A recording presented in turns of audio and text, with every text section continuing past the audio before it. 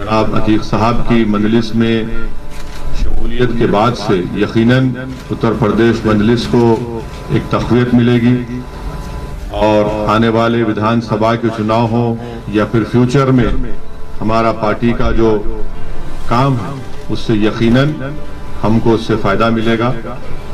मैं दिल की गहराइयों से बड़ी बहन भाभी का, उनके पूरे परिवार का वेलकम करता हूं और साथ ही साथ हमारे मीडिया के जो जिम्मेदारान हैं उनके जो अगर आपके सवालात हैं तो मैं उसको देने के लिए तैयार भी हूं और पूरी तैयारी के साथ भी आया हूं ताकि आप लोगों को कोई तकलीफ ना हो।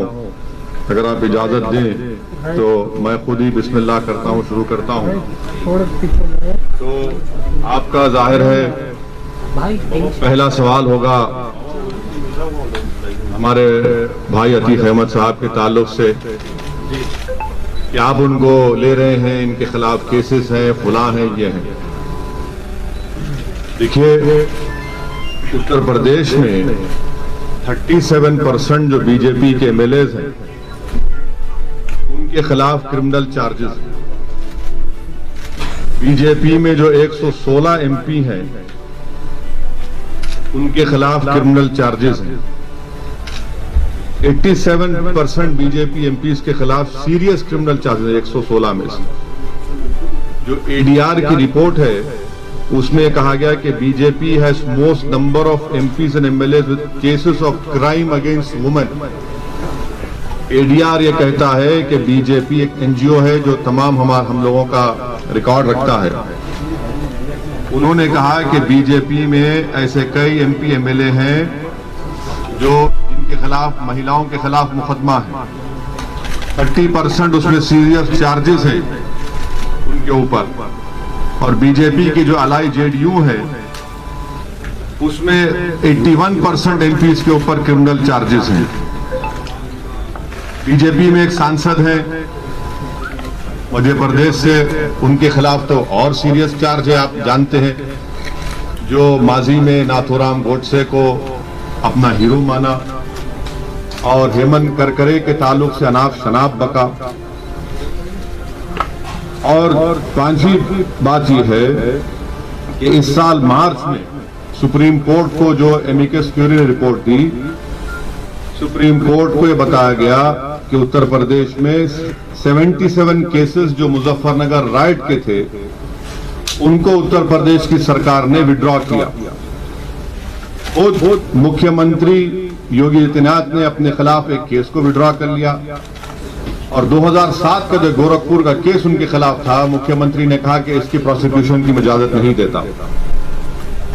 तो इससे एक बात और इससे बात साफ जाहिर हो गई कि जिस किसी पॉलिटिशियन का नाम प्रज्ञा होगा, अजय होगा, कुलदीप होगा, संगीत होगा, सुरेश होगा, कपिल होगा, वो लोकप्रिय नेता होगा। और जिसका नाम अतीक होगा, जिसका नाम शहाब होगा, जिसका नाम मुख्तार होगा, वो बाहुबली हो जाएगा। ये रियलिटी है, इसको आप इनकार नहीं कर सकते। और अगर अतीक अहमद मुजफ्फरनगर कांड से पहले अगर कोई प्रोवोकेटिव स्पीच देते और गोरखपुर में कोई और भाषण दे देते और उसके बाद गड़बड़ हो जाती तो हो सकता या फिर उनका उस समाज से ताल्लुक होता जिसके पास सत्ता है, तो यकीनन उनके खिलाफ भी केसेस विड्रॉ हो जाते। तो ये तल हकीकत है और भारत के कानून के लिहाज से अभी तक उन पर किसी भी केस में कन्विक्शन नहीं हुआ है। और उनकी भाभी हमारी बड़ी बहन भी है, वकील साहब भी उनके हैं। तो ये आपको सवालात आप जो करने के बजाय मैं खुद उन सवालात का थोड़ा बहुत तजुर्बा मुझे है, इतना बड़ा नहीं है आपकी तरह। आपका और मेरा वक्त बचाने के लिए मैंने ये बात आपके सामने रखी। अब हम लोग अपने पहले मेंबरशिप का अतीक साहब की मेंबरशिप भी है, हमारी बड़ी बहन।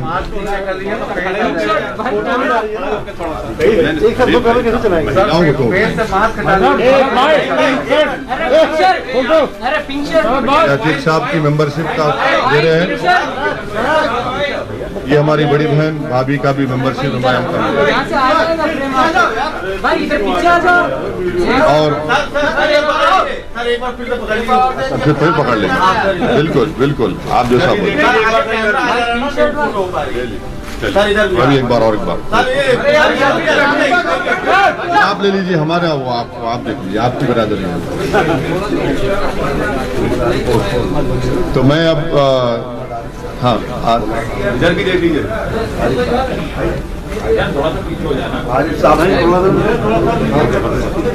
अब थोड़ी देर के लिए हमारे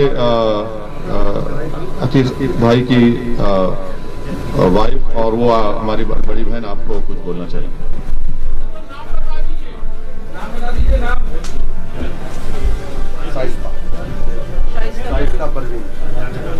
भाई पिंक शर्ट आप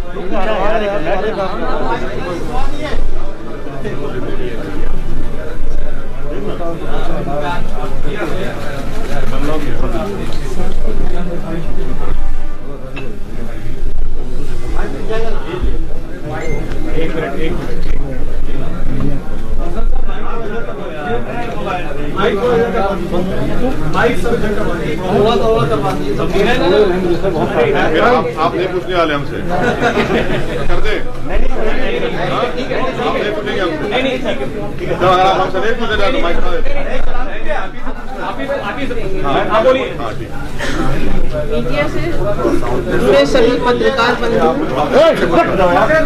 मीडिया से जुड़े सभी पत्रकार बंधु आदाब, अस्सलाम वालेकुम। मैंने बैरिस्टर जनाब असदुद्दीन ओवैसी साहब की बहुत सी तकरीरें सुनी और पार्लियामेंट में उनके डिबेट भी सुने और उनकी काबिलियत और दूरदर्शिता से बहुत प्रभावित हुआ।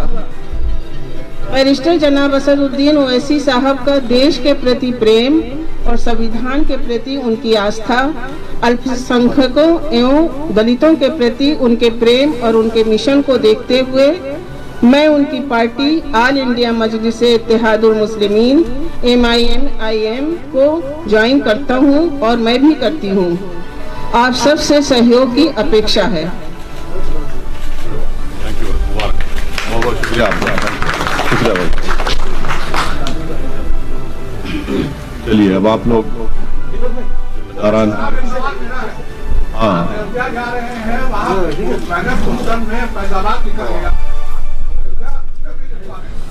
लिखना लिखेंगे। डिस्ट्रिक्ट है, अयोध्या लिखा है उसमें, हमारे शौकत साहब पीछे खड़े हैं, प्रेसिडेंट अयोध्या लिखा है। नहीं अरे क्यों, अरे भाई फैजाबाद पार्लियामेंट कॉन्स्टिट्यूंसी में अयोध्या आता नहीं आता है ना, क्यों नहीं मानेंगे। समाजवादी पार्टी के विधायक का कहना है कि विधानसभा में एक प्रेयर कक्ष होना चाहिए, तो इस तरीके से बिहार अभी बांट देना भाई। झारखंड में एक, अरे भाई वो ये इरफान साहब कौन सी पार्टी के हैं?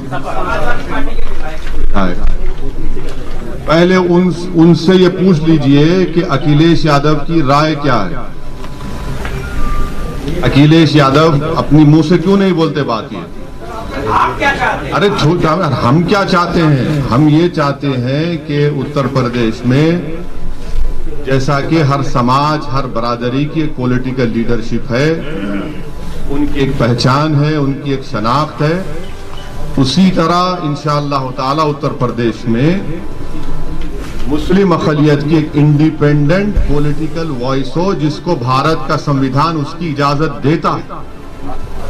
ये जो मौसूफ का आप नाम लिए, ये सिर्फ इस तरह की बातें करते हैं। जब मुजफ्फरनगर का कांड हुआ, भारत की आजादी के बाद 50,000 से ज्यादा लोग बेघर हो गए। उस वक्त तो इनकी जबान बंद थी, गूंगे बने हुए थे। उस वक्त उनको उस मस्जिद याद नहीं आई जो आज मुजफ्फरनगर में वीरान हो चुकी है। तो यही फर्क है, ये चीज हम लाना चाहते हैं। सवाल ये है कि तरीके से आपने आजम खान साहब के स्वास्थ्य के बारे में बोला कि जल्दी वो स्वस्थ हो जाए, उनकी यूनिवर्सिटी बची रहे, क्योंकि वो यूनिवर्सिटी सबकी है। क्या जैसे आज अतीक अहमद जी के परिवार ने आपकी पार्टी को ज्वाइन किया है मजबूत करने के, आप चाहेंगे कि आजम खान साहब भी आपकी पार्टी को ज्वाइन करें मजबूती के लिए?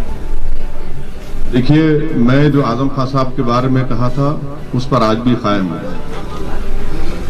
अगर आज वो जिस उलझनों में है, परेशानियों में है, तो उस तरह के पॉलिटिकल जवाब मैं नहीं दे सकता।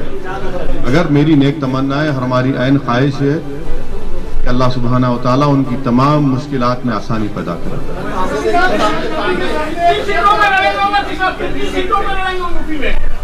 हमारे उत्तर प्रदेश के प्रेसिडेंट जनाब शौकत साहब ने पहले ही आप लोगों को बताया है कि हम लोग आने वाले विधानसभा में 100 सीट पर लड़ने की पूरी तैयारी कर रहे हैं।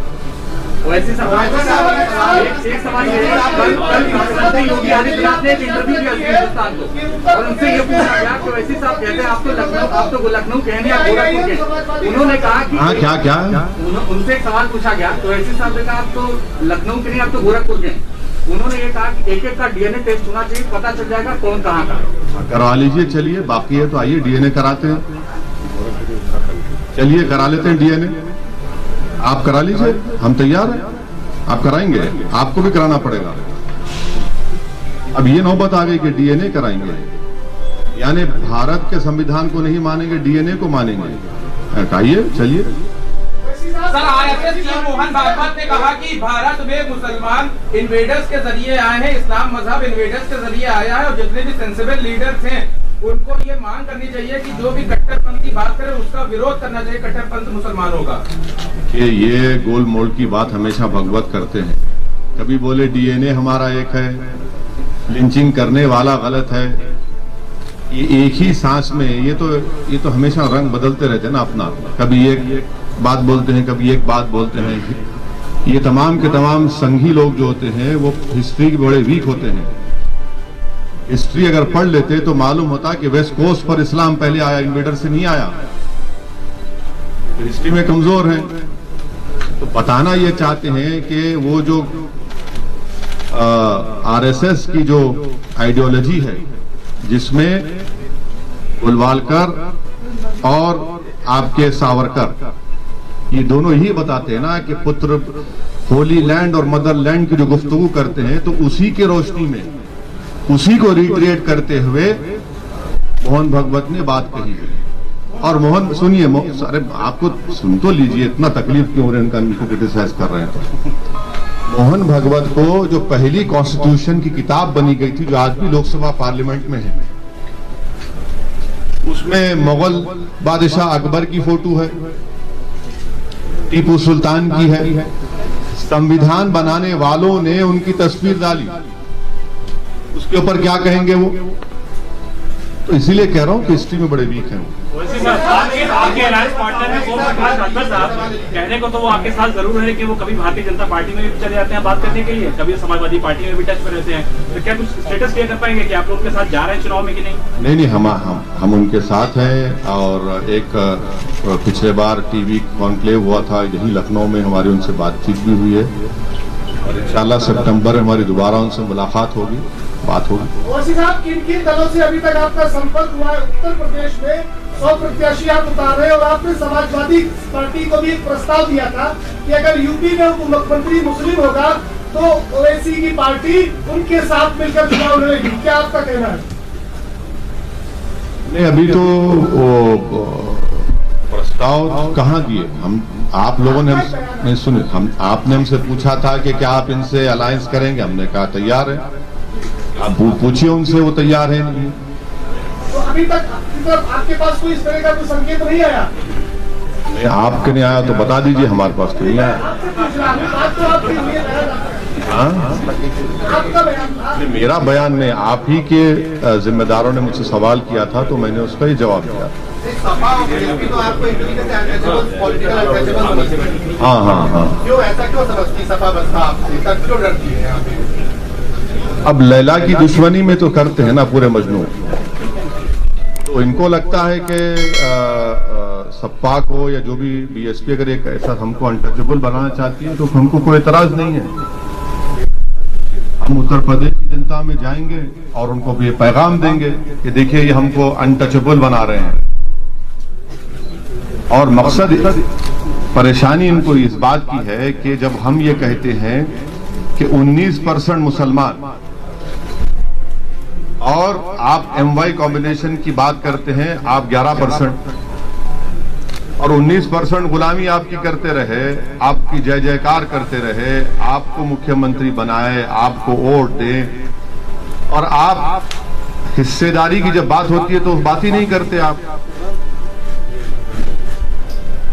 मुजफ्फरनगर का इतना बड़ा फसाद हुआ, मुख्यमंत्री जनाब अखिलेश यादव थे, अगर वो केस चला देते तो आज योगी सरकार मार्च में 77 केसेस को वापस नहीं लेती।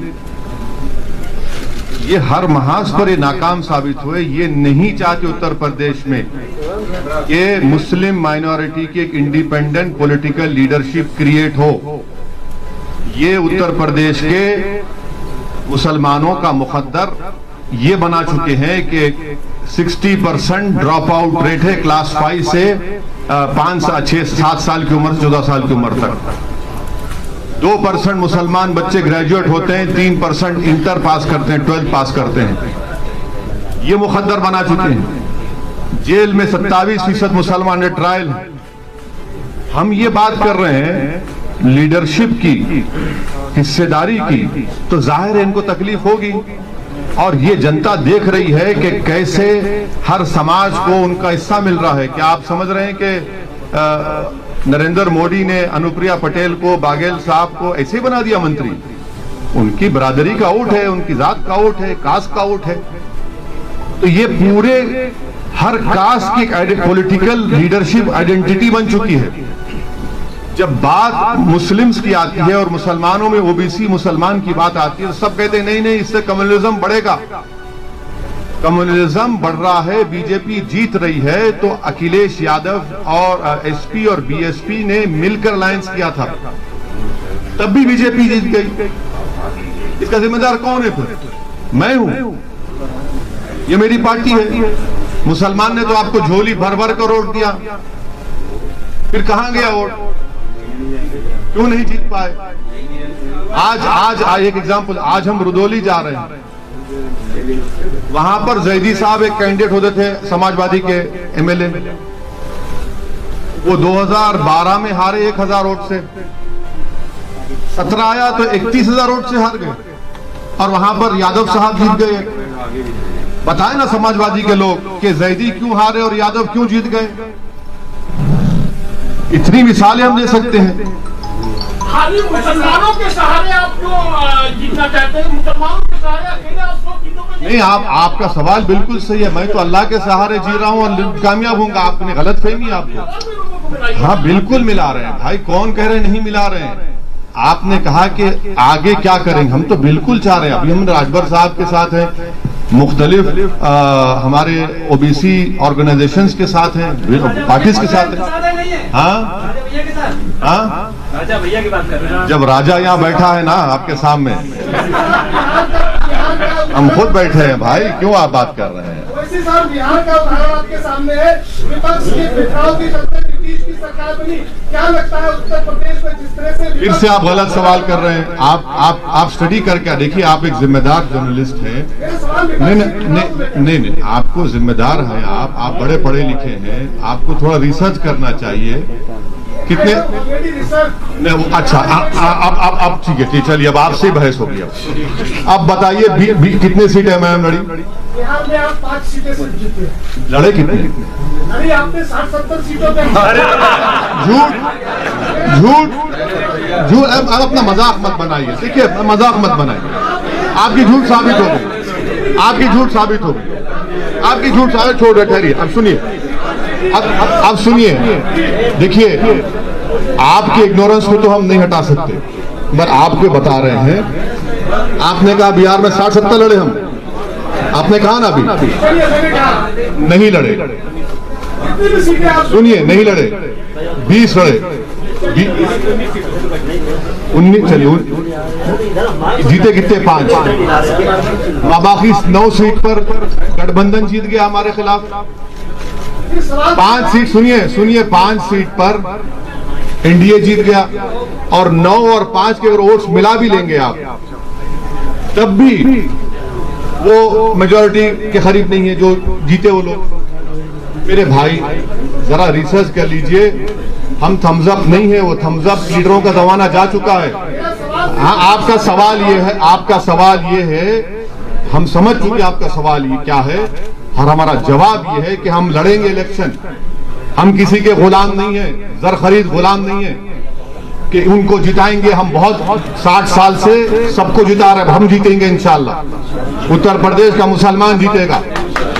कब तक हम इनको कंधों में बिठाकर, कभी अपना बेटा बनाकर, कभी अपना भैया बनाकर, कभी अपना नेता बनाकर, कब तक इन लोगों को जिताते रहेंगे? हम क्या कोई खैदी हैं? अब हम वोट डालेंगे, हम जीतेंगे। संविधान में उनको इजाजत है, और इसमें पेट में दर्द क्यों हो रहा है? वैसे साहब, कल मोहन भागवत साहब ने पुणे में एक बार फिर से ये कहा है कि हिंदू और मुसलमान के पूर्वज एक हैं। उन्होंने कहा कि हमारी एकता ही हमारा अतीत ही हमारी एकता का अधिकार है। हाँ, रणबीर साहब बोलिए ना। रणबीर, आप कहाँ हैं? रणबीर भाई दिख गया, बोलिए। मैं वो जवाब दे चुका हूँ सर उस पर।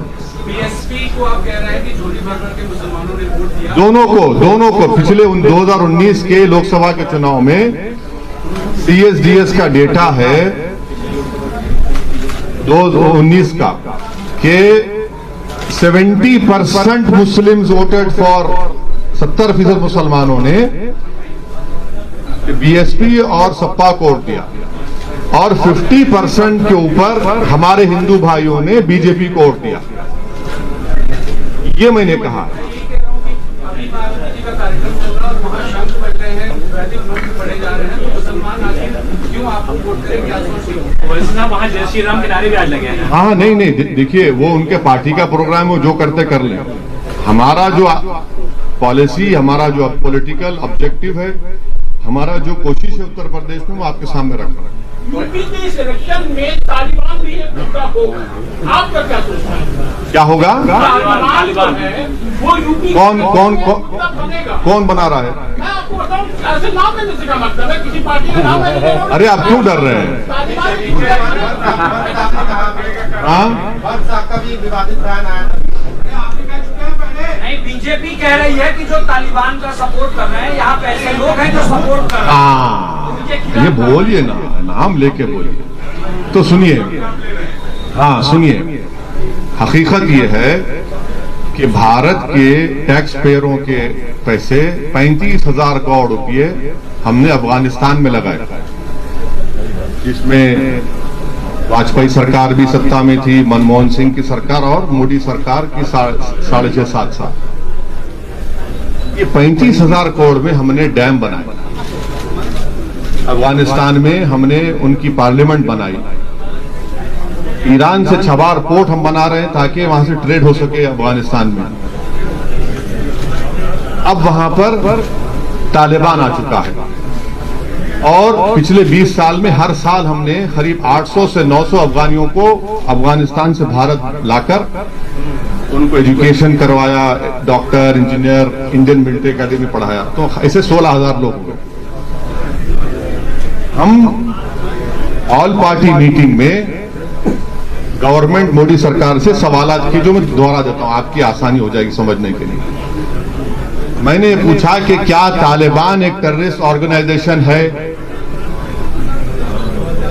अगर है तो यूनाइटेड नेशन में भारत सैंक्शन कमेटी का चेयरमैन है, तो क्या उनको डीलिस्ट करेगा या उनको वैसे ही बरकरार रखेगा? नंबर 1।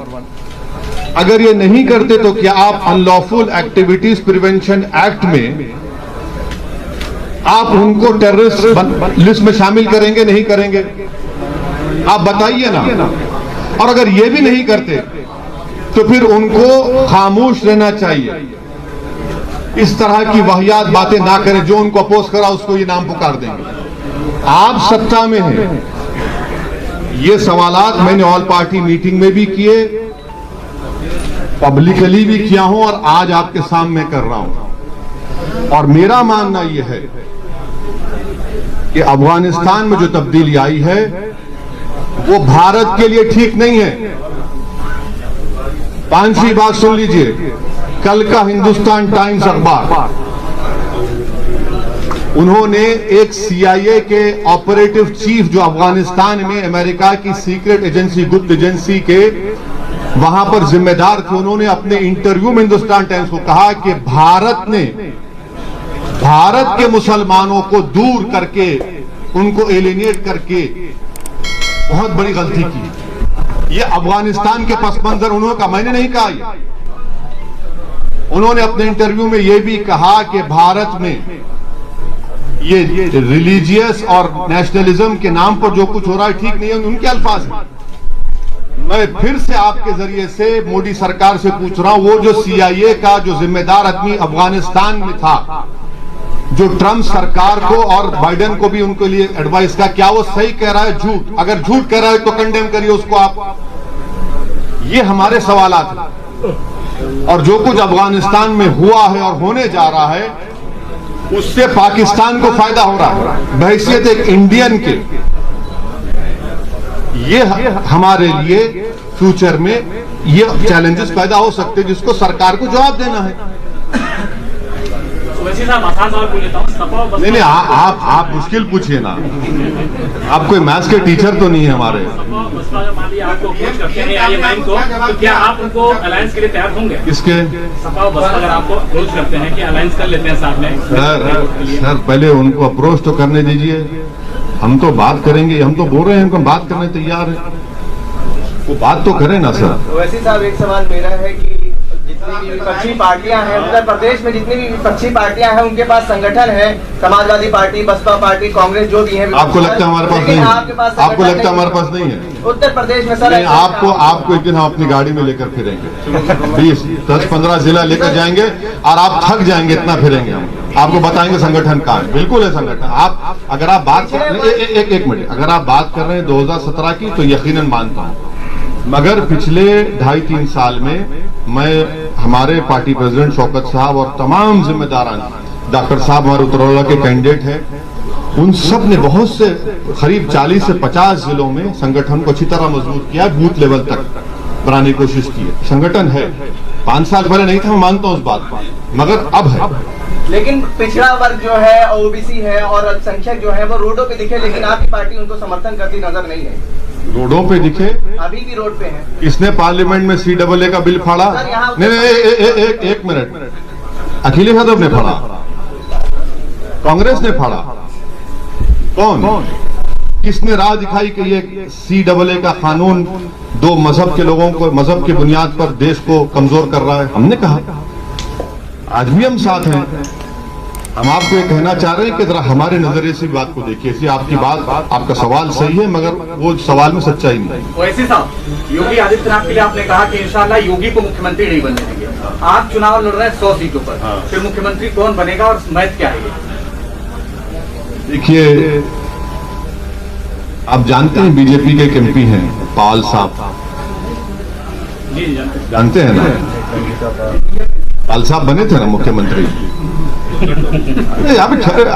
हम भी तो पॉलिटिकल स्टूडेंट हैं, ये पॉलिटिकल स्टूडेंट है। कर्नाटका में येदियुरप्पा बने, होता है भाई, हो सकता है, इंशाल्लाह क्यों नहीं होगा।